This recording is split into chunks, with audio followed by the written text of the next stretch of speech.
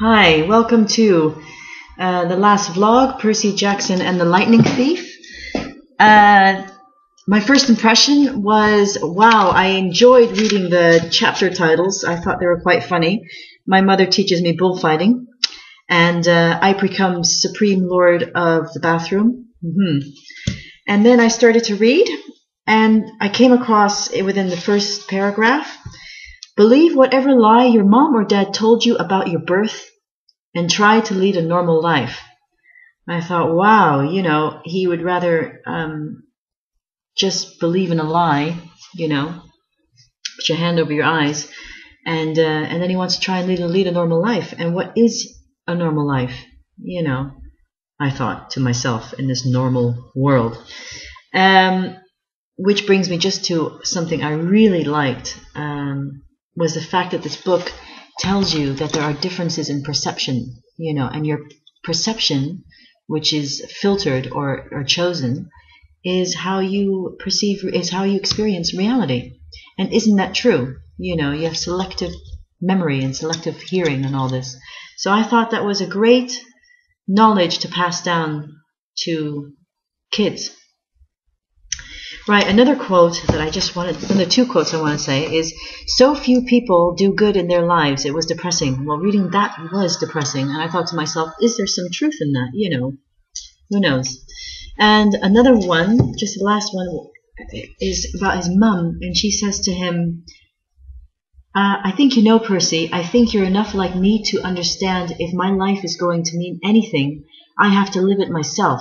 I can't let a god take care of me or my son. I have to find the courage on my own. Your quest has reminded me of that. I thought that was fantastic. I thought, isn't that true? You can't rely on anything or anyone or God, but rely on yourself and to have the courage to go on and the courage to face life and everything that it throws at you, or the courage to face yourself. Because only in that way you can grow. You can't let anybody else do that for you. Again, something great to learn from this book. Right, in-class discussions. Well, what I learned was the fact that I enjoy fantasy. Okay, I've read a lot of fantasy books, and I enjoy the Celtic culture, and I enjoy Celtic myths, and I do love storytelling. I'm a fan of storytelling.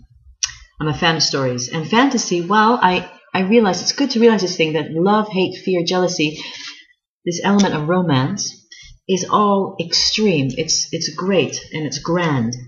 I didn't realize that. That was a good thing to realize. It focuses on emotions, and that's true. That makes it real for you. That makes the fantasy real for you. These fantasy books. Well, then there's a formula, which I'm not so pleased about, but at the same side I am pleased, because maybe it's ruined fantasy books for me. I don't know yet. There's the call, the journey, obstacles the hero faces, the final ordeals, and the goals. Yep, this could also be related to real life. There's a calling, and you go on a journey. At least I did. Go on a journey. There's obstacles. I'm not at my final ordeal yet. And I have goals in my life. Well, the in-class discussion led to the fact that the main character could be born into reality, or something dangerous happens, or there's unusual circumstances around his birth. He leaves his family and lives with others. So there's a split in between where he comes from to where he goes. There's, of course, the succession of events and the adventure or the quest, which is quite a big ordeal or traumatic in some way. And the hero has a special weapon which only the hero can wield. I love it. And the hero has supernatural help. Yes, I do enjoy the supernatural help thing. Heroes must prove themselves, and that there's a journey. Don't we need to prove ourselves to ourselves? Don't we have a quest to go on? Don't we need to grow? I like it. There's a distancing from the ordinary, and this I found quite interesting, was the fact that the made-up world, these surreal worlds, there has to be some sort of link to the real world. It can't be too abstract, otherwise it's not a good fantasy book. I found that very interesting. And Again, the emotional realism, not just that it's exploded emotions, grand emotions, but that has to be a bit real. How does this relate to the book? Well, there's an array of emotions throughout this book. So Percy Jackson, not only is he afraid, he's insecure, he's an outsider, he feels estranged, he wants to belong, but he doesn't feel like he does because he's got ADD. I can never say that. He's dyslexic, and trouble just follows him around. So he feels quite alienated from society as it is. This is one insurmountable obstacle I see he faces already as a human. Yet, let alone the insurmountable obstacles that he faces as and overcomes as a demigod later in the book. Another thing, well, this as well makes it realistic, is that students can identify with the fact of this feeling estranged and wanting to belong. Okay, what else?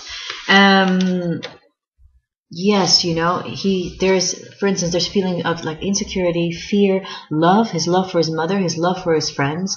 It's quite noble. He doesn't give up one of his friends' lives to save his mum.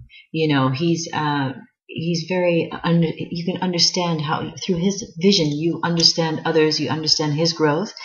For instance, like how he faces Hades. He calls him uncle because in the end he understands his position. This shows quite a sense of greatness and humility. Yeah. Right. There's the calling. He feels that there's choices throughout this book that he has to make. He has a choice of whether to stay at Half-Blood Camp, of whether to give his mum the parcel, the package, of whether to go down to Hades, whether to accept Ares' proposal of getting the bag back. Right. And the calling is saving the world, finding the lightning bolt. His journey takes him through his choices. His journey takes him to Camp Half-Blood, to the underworld, to Olympus. The obstacles that he faces, the external obstacles are the fighting, the actual battles, obstacles of belonging with not only at school but Camp Half-Blood, obstacles of demons chasing him, facing Zeus, facing something higher than you, obstacles of his own dyslexia, obstacles of his ADHD, which turn out to be something that he can rely on in the end. His weakness becomes his strength. I love it. It's great encouragement for kids. And internal obstacles is his self-acceptance, his finding out who he is, unraveling the truth about himself, gaining courage, which in turn gives him strength. He doesn't feel alone anymore when he comes back to Camp Half-Blood and has to be on his own and little cabin number 3. He feels good about himself. He feels good about the choices he made. He can look himself in the mirror, reflect, and go, "I like myself." Another thing is, he does face insurmountable obstacles, as stated before. And what else? He has a weapon, which is his blood. Not his blood, his sword. His sword is his weapon. And he gets supernatural help from his dad, Poseidon.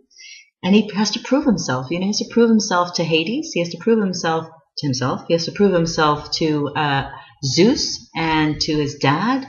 And this brings him back his mum in the end. The fact that he didn't give up his friend to save his mum. It's something, wow. It's something special.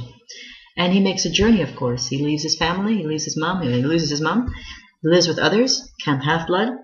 His unusual circumstances follow him around, for all strange and creepy things happen to him in his childhood. There's emotional realism. Students can identify with him. I could identify with him. I could identify with all the little moral lessons that were throughout the book, as is the last quote, what I stated about his mom, or even the fact, I want to say another quote, is, "I'm not normal." And then his mom says, "You say that as if it's something bad, Percy, but you don't realize just how important you are. We don't realize just how important our uniqueness is to all of us." Great thing to realize. Another thing I loved was the fact that